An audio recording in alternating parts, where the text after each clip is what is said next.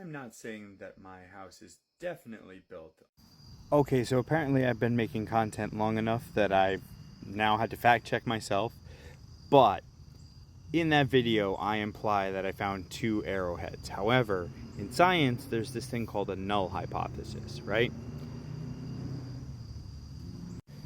So this is the first one that I found, and this is very clearly a small arrowhead. It's so obviously flaked, and there's like the edge there, and you can kind of see the pieces that are cut out of it, and it looks like they just kind of messed it up and were like, oops, and threw it away.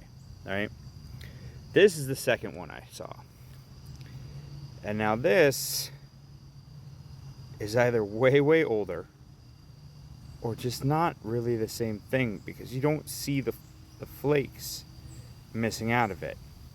And so what I did was a null hypothesis. So I took this rock here, and this rock here I know for a fact is not an arrowhead. And then I look over at this edge, and I see that this edge, and the way it kind of goes into the arrowhead form,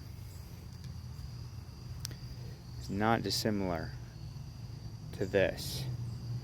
So this could have very easily occurred in nature, and is less likely to be an arrowhead.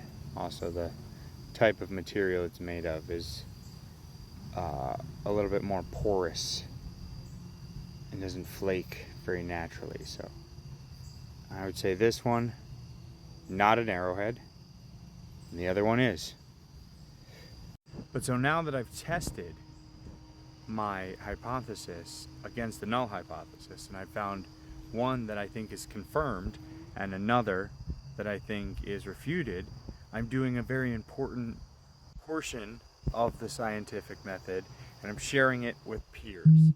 So let me know in the comments, arrowhead, not arrowhead.